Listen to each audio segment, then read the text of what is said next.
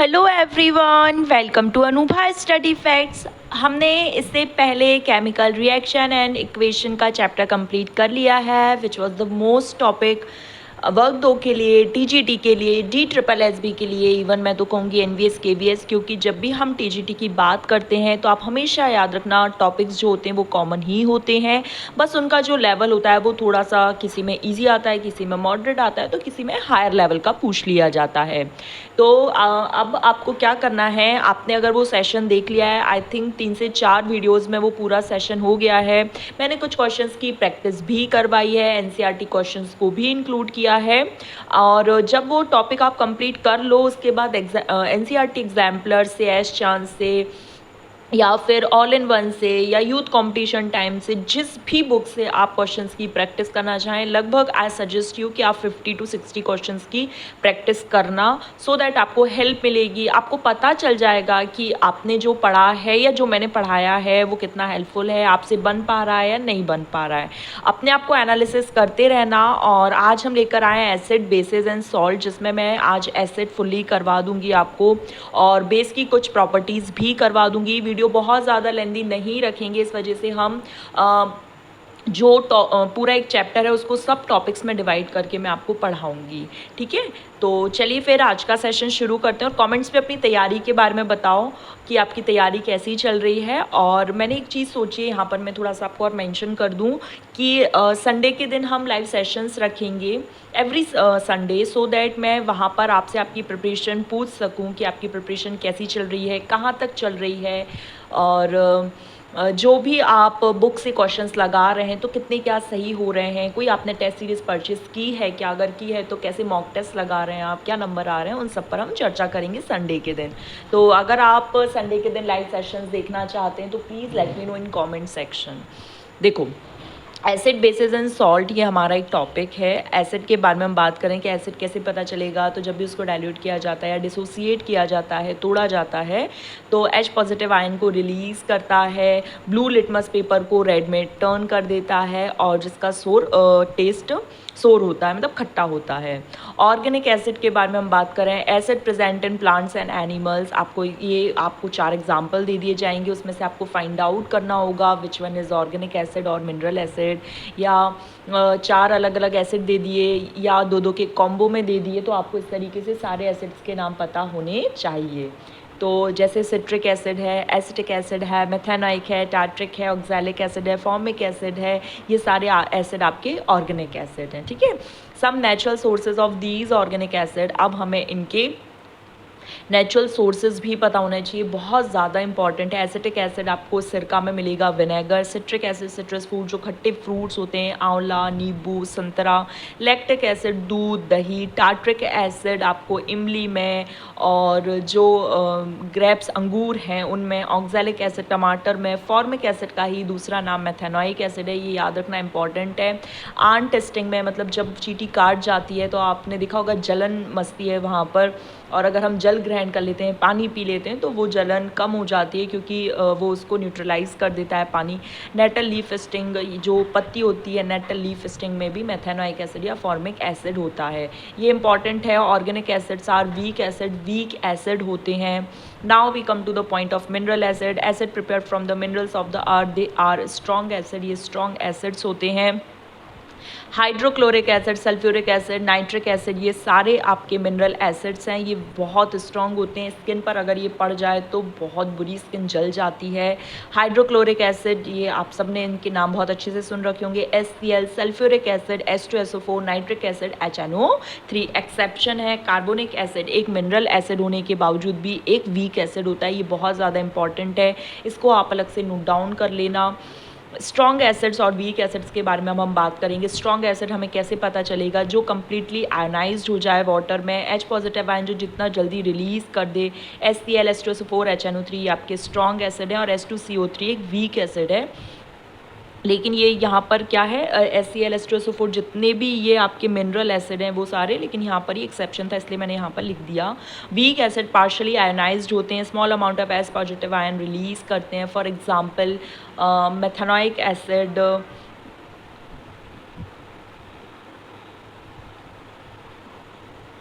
Acetic acid, citric acid, carbonic acid जो कि एक वीक एसिड है मिनरल एसिड होने के बावजूद भी। Now we come to the point concentrated acid. मैंने यहाँ पर ये टर्मोलॉजी क्लियर करने की कोशिश की। कंसनट्रेटेड मतलब होता है गाढ़ापन, और concentrated acid is one which contain the minimum possible amount of water, जहाँ पर वाटर की क्वांटिटी बहुत मिनिमम हो, बहुत कम हो। डाइल्यूट एसिड जहाँ पर पानी की क्वांटिटी बहुत ज़्यादा हो। डाइल्यूटिंग एसिड, जब भी एसिड को डाइल्यूट करना होता है तो हम क्या करते हैं, पानी में धीरे धीरे एसिड मिलाते जाते हैं और हिलाते जाते हैं। कभी भी एसिड में पानी नहीं मिलाया जाता क्योंकि एक एक्सोथर्मिक प्रोसेस है, बहुत ज़्यादा हीट रिलीज़ होगी और जो भी बर्नर वीकर होता है वो फूट सकता है, फट सकता है। इस वजह से यहाँ पर आप इसको पढ़ सकते हैं, एज इट इज़ ये लिखा हुआ है। प्रॉपर्टीज़ ऑफ एसिड, तो ये अगर केमिकल इक्वेशन और रिएक्शन वाला अगर चैप्टर आपने देखा होगा, वहाँ मैंने आपको पढ़ाया था। जब भी मेटल एसिड के साथ रिएक्ट करता है तो हाइड्रोजन गैस रिलीज़ होती है। आप याद रखना, पॉप साउंड के साथ रिलीज़ होती है। Acid react with metal carbonate, metal hydrogen carbonate के साथ तो सॉल्ट बनता है, CO2 गैस रिलीज़ होती है, वाटर रिलीज़ होता है। ये इसकी रिएक्शन दी हुई है।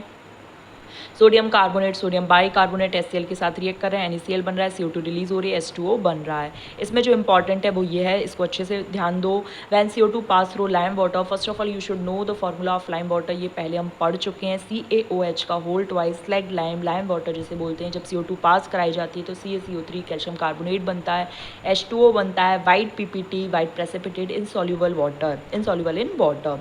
जब एक्सेस अमाउंट ऑफ CO2 पास कराई जाती है तो ये दोनों तो प्रोडक्ट हैं। CO2 आपने इसमें पास कराई तो calcium by carbonate, calcium hydrogen carbonate का ही दूसरा नाम है जो कि सॉल्युबल इन वाटर होता है। ये बहुत ज़्यादा इंपॉर्टेंट है, तो आप इसको याद रखना। When CO2 excess amount of CO2 is passed in slaked lime then water is formed, so you should know calcium hydrogen carbonate बहुत इंपॉर्टेंट है, अच्छे से याद रखना।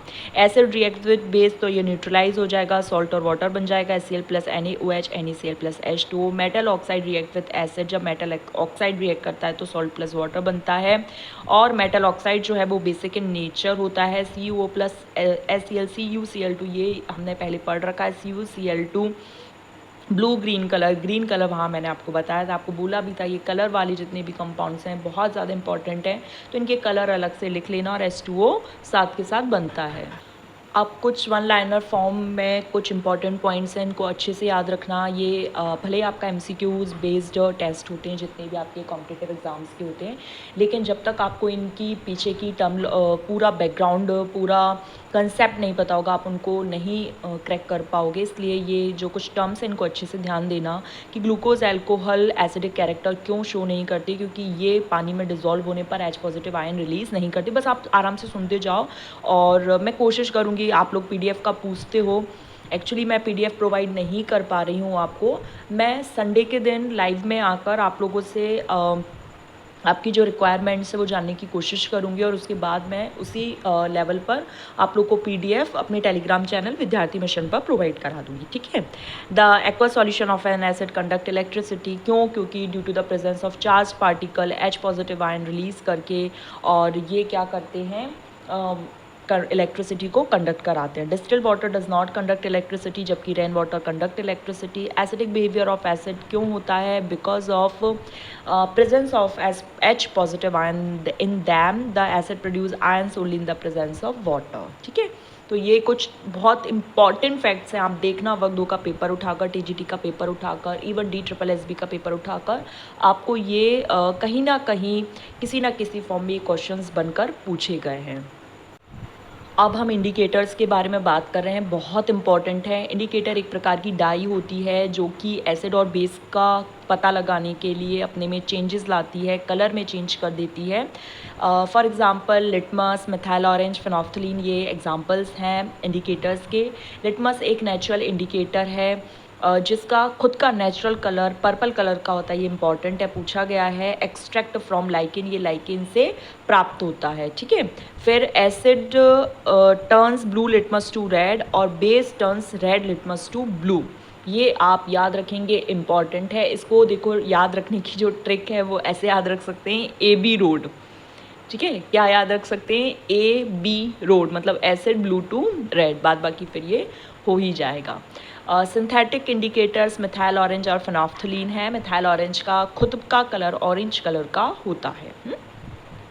मिथाइल ऑरेंज एसिड में रेड कलर देता है, बेस में येलो कलर देता है। फेनोफ्थलीन कलर लेस होता है एसिड में, और जब बेस डाला जाता है तो वो पिंक कलर का हो जाता है। टर्मरिक एसिड में जो कलर है वही रहेगा। बेस में ये रेड कलर, जब आपने देखा होगा हल्दी का कोई दाग वाइट शर्ट पर या किसी कपड़े पर लग जाता है और इसे अगर हम साबुन से या पानी से धोते हैं तो वो रेड कलर का हो जाता है, बिकॉज प्रेजेंस ऑफ बेस। ठीक है, रेड कैबेज एसिड में रेड कलर और बेस सॉल्यूशन में ग्रीन कलर देती है। इंपॉर्टेंट है, लर्न रखना। All factor indicators onion and vanilla है। ऑनियन की जो स्मेल है आप डिटेक्ट नहीं कर पाओगे बेसिक सॉल्यूशन में, और एसिडिक सॉल्यूशन में वही सेम स्मेल रहेगी। और सेम चीज़ वनीला के साथ है कि बेसिक सॉल्यूशन में आप वनीला की स्मेल को डिटेक्ट नहीं कर पाओगे, और एसिड में सेम एज इट इज़ वही स्मेल रहेगी। तो एसिड से जितने भी वन लाइनर फॉर्म फैक्ट्स में मुझे लग रहा था कि क्वेश्चंस बन सकते हैं वो मैंने डिस्कस करे। और अब हम आगे बढ़ते हैं बेस की तरफ। एसिड से अगर कोई भी और डाउट आपको रह जाता है तो आप एक बार एनसीईआरटी पढ़ कर देखना। फिर भी कोई डाउट रहता है तो you can ask me on Telegram, on my Instagram पर भी बहुत सारे लोगों ने बुक्स के बारे में, बहुत सी गर्ल्स ने पूछा है तो मैंने वहाँ पर कोशिश की है आप लोगों को रिप्लाई करने की। थोड़ा सा मैं सोशल मीडिया पर एक्टिव नहीं हूँ तो हो सकता है मैं आपको थोड़े टाइम में रिप्लाई करूँ, बट हाँ डेफिनेटली मैं आपको रिप्लाई करती हूँ। और आप कमेंट सेक्शन में भी पूछ सकते हैं, ठीक है, कोई भी अगर क्वेश्चन एसिड से रिलेटेड रह जाता है तो। वैसे मैंने कोशिश की कि मैंने सारे जो भी पॉइंट्स बन सकते थे वो डिस्कस कर दिए हैं। अब हम बेस के बारे में बात करेंगे। बिटर टेस्ट होता है, OH नेगेटिव आयन रिलीज़ करते हैं, और ये red litmus to blue basic के नीचे जितने भी मेटल ऑक्साइड है, मेटल हाइड्रोक्साइड है, हम पहले पढ़ चुके हैं।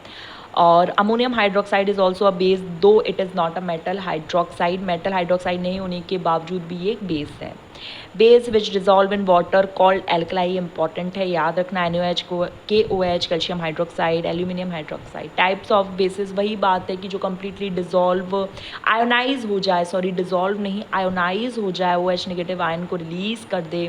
NaOH को KOH ये स्ट्रॉन्ग बेस कहलाएंगे। वीक जो जितना धीमी गति से या पार्शली आयोनाइज्ड होगा वाटर में OH नेगेटिव आयन को रिलीज़ करेगा, like ammonium hydroxide, calcium hydroxide, magnesium hydroxide जिसे मिल्क ऑफ मैग्नीशिया बोलते हैं।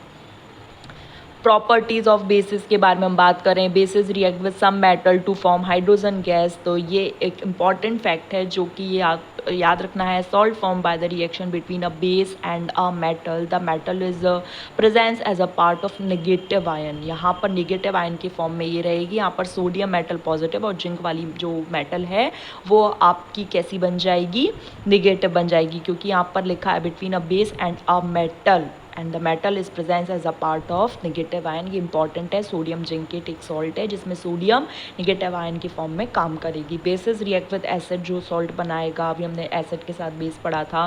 Base react with non metal oxide to form salt and water, non metal oxide के साथ भी अगर बनाता है तो सॉल्ट एंड वाटर रिलीज करेगा। तो गाइज यहाँ पर हमारा सेशन कंप्लीट हुआ। हमने एसिड और बेस से मुझे जितना लग रहा था मैंने यहाँ पर डिस्कस कर लिया है। अगर फिर भी आपको लगता है कि कोई क्वेश्चन है, कोई डाउट है, आप क्वेश्चंस की प्रैक्टिस करना, आपके कोई डाउट आए तो यू कैन आस्क मी। चलिए फिर हम अपने नेक्स्ट सेशन में मिलेंगे। Thanks for watching this video.